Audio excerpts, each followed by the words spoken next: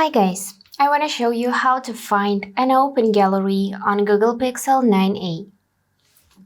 For that we have two ways. The first one is to find Google Photos, which is basically your gallery on this device. So open it up and you'll see a list of your photos here, and also you can switch to Collections and check it by categories such as screenshots, videos, recently added, logged, and so on.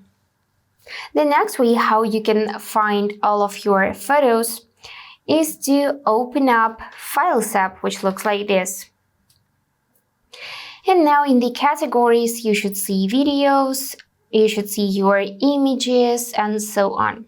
So here you can find all of your photos as well.